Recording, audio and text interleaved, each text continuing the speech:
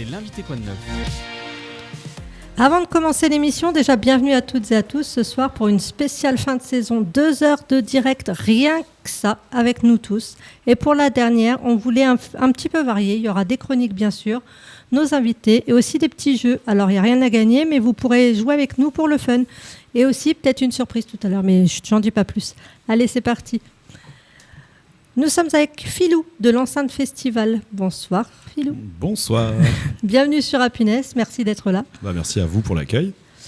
Est-ce que tu peux nous présenter, nous parler un peu ton rôle au sein de l'Enceinte Festival ?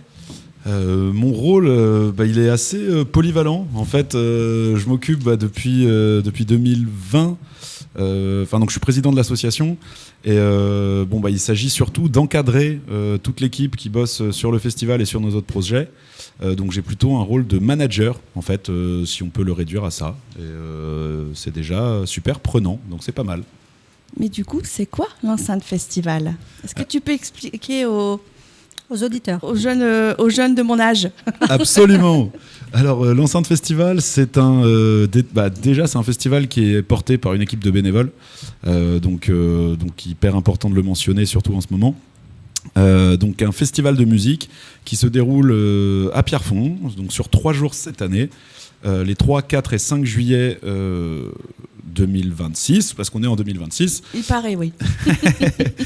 Donc on a 2 soirées de concert de 15h30 à 4h du matin le vendredi soir 3 juillet et samedi soir 4 juillet. Et 19 concerts sur 3 scènes pour 34 €. Et le dimanche, qui aura lieu dans le parc du château de Pierrefonds, qui est gratuit de 9h30 à 18h, avec des ateliers portés par des assos locales, des artistes exposants, et des concerts, et des spectacles d'humour, et plein de surprises à venir. Waouh, ça donne envie. J'espère bien. C'est toi qui as eu l'idée de créer ce festival ? Alors, je suis pas tout seul, ouais. Mais ouais, avec l'équipe fondatrice, dès 2020, quand on fonde l'asso, on se dit que on le fait parce qu'on a envie d'apporter de la culture et de la musique sur notre territoire, parce qu'on a vachement été porté aussi par l'Imaginarium Festival, qui avait lieu à Marny-les-Compiègnes, donc qui malheureusement n'existe plus. Et en fait, on s'est dit, voilà, c'est hyper important de valoriser le patrimoine, de créer du lien social et de permettre aux gens de venir voir des concerts, surtout des concerts de groupes qui nous plaisent et qui ont pu participer à notre éveil musical, en quelque sorte. Et du coup, c'est des groupes qui sont peut-être pour la plupart locaux ou pas du tout ? Alors, pas que. On a effectivement une partie de la programmation qui est locale. Donc, on a des groupes de Compiègne et des alentours. Mais on a aussi une programmation nationale et internationale. On a d'ailleurs un artiste qui coche plusieurs cases. Il s'agit de... Il s'agit de Honra. Il se trouve qu'il habite à Trolly, donc à 5 km de chez nous. Et c'est un artiste international puisqu'il se produit actuellement au Japon avant d'arriver chez nous le week-end prochain. D'accord, on en apprend tous les jours, décidément. N'est-ce pas ? Et quel genre de musique ? Alors, il y en a vraiment pour tous les goûts. Pour tous les goûts ? Ouais, ça va de la pop au rock, au reggae, à l'électro, à la techno. Il y a de la funk, de la folk, de la soul, du jazz même le dimanche. Il y en a vraiment pour tous les goûts, c'est très éclectique. On a essayé de programmer beaucoup d'artistes émergents qui, en tout cas, pour la plupart, sont passés ou sont en train de passer par les dispositifs de repérage et de sélection nationaux. Donc voilà, c'est pour tous, pour tout public. En tout cas, que vous aimiez un type de musique, vous trouverez forcément chaussures à votre pied dans tout ou partie de la programmation, en tout cas. Et du coup, tu disais 34 €, je ne sais plus si c'est ouais, c'est ça. 34 €.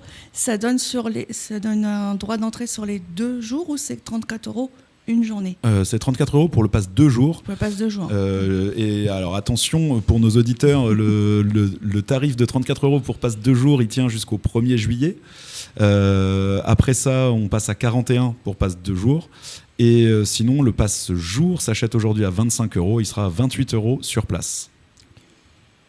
Moi, je voulais te demander pourquoi avoir choisi Pierrefonds comme lieu d'accueil. Mais parce qu'en fait, on est né à Pierrefonds, on a grandi à Pierrefonds, qu'on est très attaché au village, parce on est assez unanime pour dire qu'on y a très bien grandi. que c'était hyper chouette et qu'on a pu... Enfin, il y a la forêt, le cadre est incroyable, le lac, on a fait des soirées partout autour. Et en fait, c'était un peu rendre hommage aussi à la jeunesse qu'on avait passée là-bas, tout en créant un événement qui nous ressemble et tout en valorisant le patrimoine. Et en fait, c'est un espèce d'alignement des planètes qui nous a poussé à nous mettre là. Et si on devait le faire ailleurs, je suis pas sûr qu'on le referait en fait, parce qu'on n'a pas forcément envie et on est très chauvin. On adore Pierrefonds et on va y rester quoi. En même temps, il y a tellement de belles choses à Pierrefonds que. Voilà. Moi, je suis pas loin non plus. J'ai grandi à côté, donc je comprends tout à fait. Et c'est aussi une façon de mettre le château en lumière d'une autre façon. Ouais, c'est ça. En fait, c'est un peu le truc de quand on habite à Paris, on voit jamais la Tour Eiffel parce qu'en fait, de toute façon, c'est là et on n'y va pas.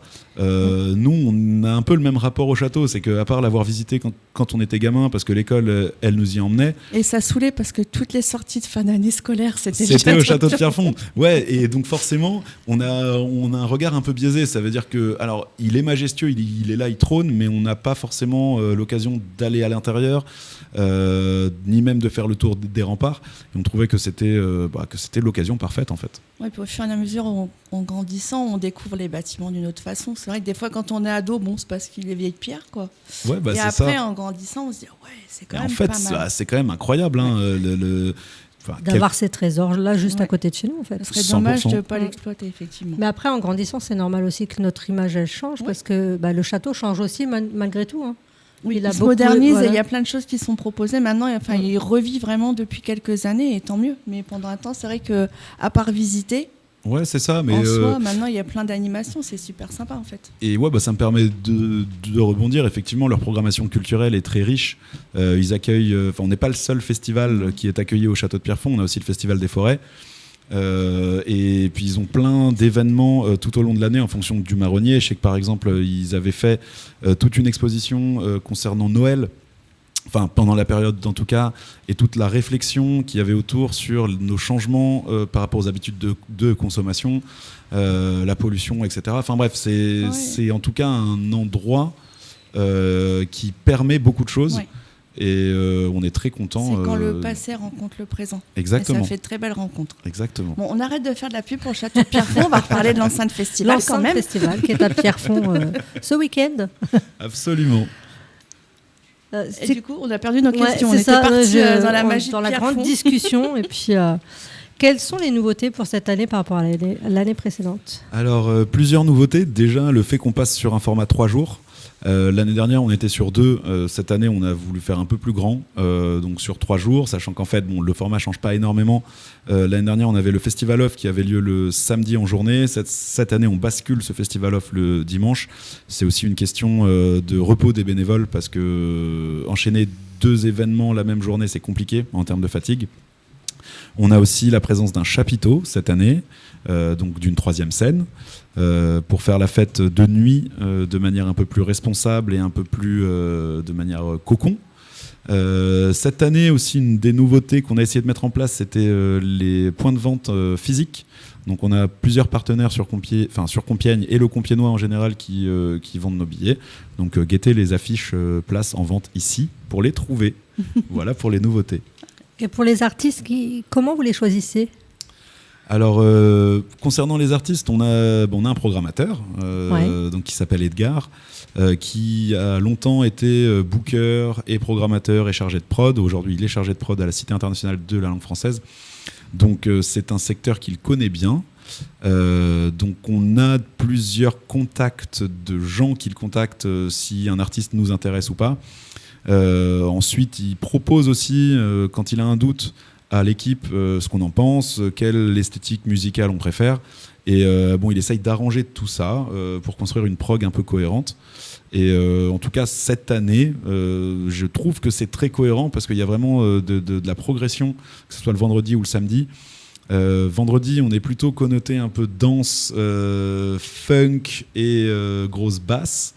Basse live, et samedi on est plutôt du côté électro, techno, rock, un peu garage, et voilà, donc c'est bon, il en parlerait mieux que moi, mais construire une programmation c'est toujours un défi parce qu'il faut que ça monte progressivement, et je crois qu'il y arrive très bien. Et un moment fort ou un concert que vous attendez particulièrement cette année? C'est une question un peu piège parce que je suis pas sûr d'avoir le droit de dire lequel j'attends le plus. Non, si. En fait, s'il faut donner l'eau à la bouche à vos auditeurs, ce serait le samedi. On a un super enchaînement. Jasmine Nodjafar, Dieter, Flora Fischbach. Ça va être incroyable. On a des shows lumineux qui vont être incroyables. Donc un moment à pas rater, ce serait ça. Le samedi. Un moment à pas rater, c'est tout le week-end en fait. Bah, évidemment. Prenez vos places, prenez vos places. Moi, je propose qu'on se fasse une petite pause musique et puis on revient après. Let's go. Avant de poursuivre avec notre invité, on va lancer un petit jeu. Alors, est-ce que vous connaissez une vérité de mensonge? Oui. Baptiste, tu connais? Oui. Les chers invités, vous connaissez? Vaguement, je crois. Ouais. De quoi ça s'agit? Alors c'est très simple, vous devez nous dire une vérité et 2 mensonges, et nous autres, on doit trouver quelle est la vérité. Bon, je vais vous demander un peu d'imagination, je vous laisse de quoi écrire, et avec, vous avez le temps de réfléchir, on reviendra dessus après. Tiens. La deuxième partie de ce jeu, on va le faire après. Donc tout le monde s'agite, Tu veux dire quelque chose, Arnaud? Oui, moi je suis habitué à mentir tout le temps. Tu sais, je le fais souvent pour Happiness pour vendre absolument la radio. Voilà. Tu n'es pas obligé de mentir, tu peux très bien leur dire qu'elle est très bien comme radio. Ah, je peux dire la vérité, c'est vrai? Bah, bien sûr. Bon, écoutez, Happiness, les gars. Tu as le droit. Voilà. Écoutez, venez, partenaires, animateurs, chroniqueurs. Sans aucun parti pris, bien évidemment. On cherche toute tout le monde. neutralité. On accepte tout le monde. Exactement. On est, en attendant un petit peu, si tu veux, je peux combler en attendant que certains écrivent, etc. Mais voilà, on est une radio 100% bénévole. On a à peu près 45 bénévoles dans cette radio. On a plusieurs studios. On a Compiègne, Hermes et Amiens, voilà, qu'on prend dans différentes émissions. Et on est là uniquement par la passion et également directeur d'antenne avec Damien Colnard. On est coprésidents tous les deux et par pure passion. Donc n'hésitez pas, tout simplement, contact@happinessradio.fr. Et vous pouvez retrouver aussi tous les podcasts des émissions réalisées par nos chers bénévoles sur happinessradio.fr, également aussi sur l'application Happiness Radio, disponible sur le Google Play. Voilà, tout simplement, n'hésitez pas à le télécharger, c'est 100% gratuit. Coupez-lui son micro, sinon on va plus pouvoir en placer une. C'est fou ça. Ah ouais, Pourquoi tu voulais dire quelque chose? Non, on ne peut pas. Moi, je voudrais bien qu'on reparte de l'enceinte festival, mes amis. Pourtant, c'est toi qu'on entend. On y va. Je ne sais pas s'il a fini. Wow, non, mais après, tu réfléchis. Prêt. Continue de réfléchir. Et on va passer à la deuxième partie de l'interview. Voilà. Ok, let's go.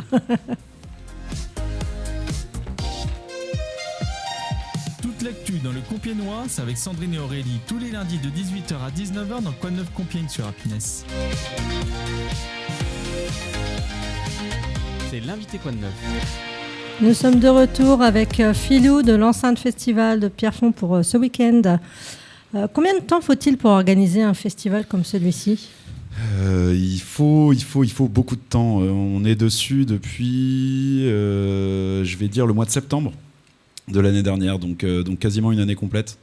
Allez, non, c'est faux, je mens, on y est depuis octobre. Donc un bon 10 mois de travail quand même.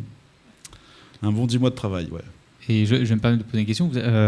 J'ai vu que forcément les chiffres étaient forcément très intéressants pour cette première édition des enceintes de Pierrefonds via le. Je triche un petit peu, j'ai un communiqué sous de presse sous le nez. Quel est en tout cas approx, le nombre de festivaliers vous attendez, une fourchette? C'est quoi l'ambition de cette année du coup? Alors, on est jaugé à 2000 personnes par jour. D'accord. Donc remplira pas, ça, tout est la question. L'année dernière, en termes de métriques, on faisait 350 le vendredi, 650 le samedi et 2000 personnes sur la partie gratuite du samedi. Donc concernant cette année le festival off, je pense qu'on sera à peu près ISO, peut-être un peu plus.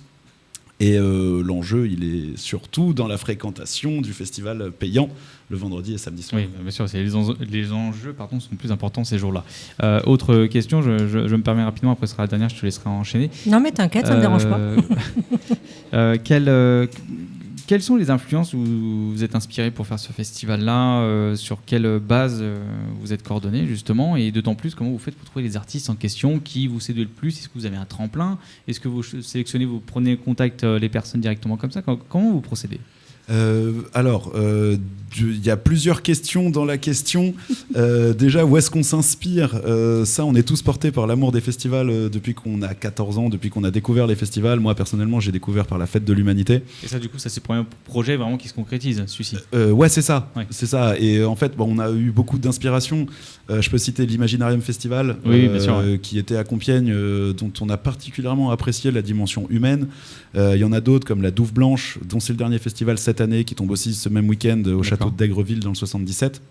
Et donc en fait, tous plus ou moins, depuis qu'on est jeune, depuis qu'on est au lycée, en gros, on se balade en festival et on voit que ça nous plaît, ça nous plaît un peu moins. Un truc qui est hyper important pour nous, c'est de réduire au maximum les queues d'attente pour boire une bière. Oui. Ça, parce qu'il n'y a rien de plus ça, frustrant. Ça privilège, hein. Ça, c'est légion. Hein. Ben c'est ça. Et donc en fait, en termes d'expérience utilisateur, on sait ce qu'il faut éviter à tout prix. Alors je me permets de dire aussi une chose. N'oubliez pas les amis à boire avec modération. L'abus d'alcool. Absolument. Et surtout, hydratez-vous, surtout par cette chaleur. Mais avec de l'eau, du coup. Ouais, évidemment. Et pour répondre à la deuxième partie de ta question sur les sélections des groupes, en fait, ça dépend. On est pas mal implanté dans le réseau Haute Fidélité, qui est le réseau des musiques actuelles autour de chez nous. Et donc on se rend souvent à des concerts, on a pas mal de structures qui nous suivent. Je pense à l'Asca à Beauvais, je pense à la Grange à Musique à Creil. Je pense aux Celebration Days à Clermont. Et en fait, on a plein d'opportunités à chaque fois de rencontrer des artistes locaux, régionaux, belges ou autres. Donc là, souvent, on va prendre le contact et on se les garde de côté pour... lorsque la prog commence à être complète et qu'on cherche un groupe de 7 esthétiques particulières, on va les appeler. Et au-delà de ça, après, il y a tous les bookers, toutes les boîtes de prod qui ont des catalogues. Et donc là, on ouvre le catalogue, on regarde un peu ce qui est possible de faire. Qu'ils ont, et puis on envoie Edgar à la négociation, quoi. Et là, vous avez combien de... Alors là, j'ai deux questions encore à nouveau. Combien vous avez de bénévoles à l'heure actuelle et combien coûte en fait toute l'organisation complète, je veux dire, au niveau installation scénique, parce qu'on sait que monter une scène, ça coûte quand même un bras, voire une jambe, voire une tête. Oui, voire les deux. Voilà, voire effectivement. Voilà, toute l'organisation derrière, c'est les yeux de la tête. Donc du coup, comment ça se passe ? Alors, concernant les bénévoles déjà, à bosser dessus toute l'année, on est une équipe, un noyau dur d'une 20aine de personnes. Ouais. Donc répartis par pôle, avec des responsables à chaque fois qui s'occupent chacun d'organiser leur partie.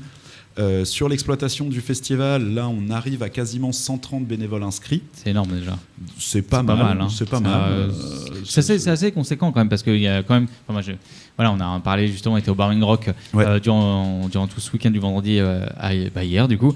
Et comme on appelle les bénévoles les petites mains, parce que sans eux, ça n'existe pas. Sans eux, il se passe rien. Rien. Là, ils sont déjà sur site en train de mettre des kilomètres de barrières ERAS, de faire la déco, de construire la scéno, de faire du débroussaillage.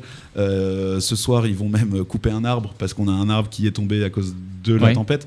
Donc effectivement, c'est toutes les petites mains qui sont hyper indispensables. Et donc notre charge est d'autant plus lourde qu'il faut qu'ils acceptent de travailler gratuitement, et donc on a l'absolue nécessité de mettre en place les conditions pour qu'ils se sentent bien. Et vous faites comment pour continuer sur le sujet du bénévolat, vous faites comment pour avoir un leitmotiv avec eux, pour essayer de les motiver, pour essayer de les entraîner avec vous, parce que c'est pas forcément évident. Effectivement, c'est du temps gratuit, c'est du temps passé sans être rémunéré. Donc comment vous faites pour faire tenir le bateau ? Déjà, on capitalise énormément sur les copains des copains des copains. C'est comme ça qu'on vient étoffer ce noyau dur. On sollicite d'abord les potes, et puis ensuite eux ils sollicitent leurs potes, et ensuite on passe des appels à bénévoles sur les réseaux. Donc ça, c'est pour le mode de recrutement. Et ensuite, quand on est sur place, on essaye de leur programmer un planning qui soit un peu attirant en fait. Si un bénévole va bosser 3 heures, je dis une bêtise, au pôle poubelle ou pôle sécurité, il aura 3 heures ensuite de temps libre sur festival, et on essaye comme ça d'organiser des déroulements. C'est pour ça qu'on a besoin d'autant de bénévoles, parce que c'est une organisation qui tient sur le papier à 80, mais à 80 on les crame complètement. Et donc d'où la nécessité qu'on en ait 130 cette année. Il y avait une autre question sur Oui, le c'était par rapport à la budget au niveau scène, au niveau light, au niveau scène, parce que ça demande beaucoup de main-d'œuvre. Niveau scène, light ou tout le budget, c'est quoi la question? Tout budget en globalité, en fait. Parce que si on va dans le détail, c'est pas forcément très intéressant, mais juste pour se donner une imagination, une idée justement de l'affaire. Combien Alors, la première édition nous a coûté autour des 120 000 euros. La deuxième, on partait sur les mêmes bases et en fait, contexte difficile. Aujourd'hui, j'ai un budget qui est à 140 000 euros. Et donc, d'où la nécessité encore plus absolue qu'on a d'atteindre les 1000 personnes par jour. Parce que si on ne l'atteint pas, j'aurais pas de quoi payer tout le monde. Oui, c'est ça, oui. C'est pas forcément. De toute façon, c'est un peu le risque du métier, on va dire. C'est ça qui crée cette motivation-là pour vous en tant qu'organisateur. Parce que ça demande quand même, il y a un peu cette angoisse-là, cette motivation. C'est un mélange de tout. Absolument. Et en même temps, ça porte. Et ce stress, il est hyper vivifiant parce qu'il nous permet de tenir la semaine comme ça. Mais c'est un des gros enjeux. D'accord. Merci d'avoir répondu à mes questions en tout cas. Avec plaisir. Je laisse Sandrine continuer. T'as pris des notes, Arnaud, sur ta question comment maintenir les bénévoles en place Oui, t'inquiète pas, ça je sais faire, il n'y a pas de souci. Je vais revenir aux festivaliers. Quelles actions tu mets en place, vous mettez en place pour les accueillir dans les meilleures conditions? À part éviter la file d'attente au stand de boissons. Particulièrement, on est concerné par le fait que notre festival soit un endroit hyper bienveillant, presque familial. Donc déjà, on communique vachement sur le fait que chacun doit se sentir safe, qu'on est intransigeant avec les comportements qui peuvent être soit harcèlement, soit agression ou autre. On a aussi une équipe de bénévoles médiateurs dont le seul rôle est de s'occuper que les festivaliers se sentent bien et d'identifier les situations de crise. Ensuite, ça passe par l'éclairage du site, ça passe par la distribution de bouchons d'oreilles concernant les risques auditifs, ça passe par de la prévention, que ce soit des éthylotests, que ce soit des dépistages de drogue ou autre. En tout cas, on essaye de mettre le cadre le plus bienveillant possible, le plus tolérant, pour que chacun se sente bien. Et je crois que ça se retranscrit aussi parce que le public, en tout cas de suite de l'année dernière, c'est un peu ça qu'il avait ressenti. Ensuite, je pense qu'on est aussi un des trucs hyper importants pour nous, c'est le lien social. Et donc ça, j'ai la certitude que ça transparaît, que ça transpire parce qu'on impulse via les bénévoles. C'est qu'en fait, quelqu'un qui passe un bénévole qui passe un mauvais moment quand il va te servir une bière au bar ou qui va te servir à bouffer, s'il tire la gueule, c'est qu'il y a un problème. Donc c'est pour ça que tout est fait pour qu'on ait le sourire. Et comment est-ce qu'on les appâte? Parce que c'est ça aussi. Comment est-ce qu'on les fait venir finalement 2 semaines? Parce qu'il y a l'exploitation sur le vendredi, samedi, dimanche, mais dès aujourd'hui, il y a déjà la semaine de montage qui commence. Il y aura la semaine de démontage ensuite.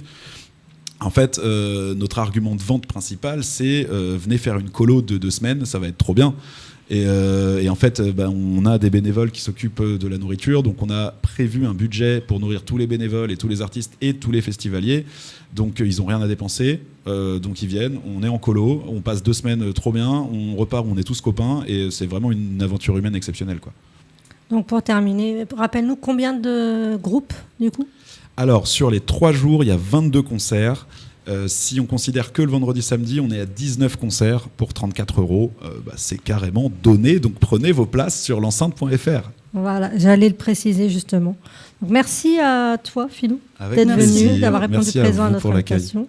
Tu as le droit de rester, si tu veux rester, jusqu'à la fin. Du temps overchargé, le pauvre. Ça aurait été avec plaisir. Mais alors, pour le petit jeu, je vais le lire à l'antenne quand même tout à l'heure. Et puis, du coup, je préfère pas. Tu préfères pas? Ouais, non, mais c'est nul. Je suis très nul à ce genre de jeu. En plus, j'ai essayé de gribouiller des trucs, mais.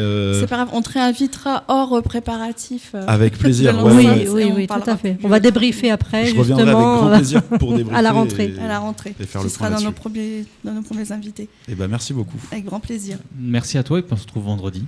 Et parce que Pinès sera présent, les amis, à l'enceinte pour cette déloc extraordinaire.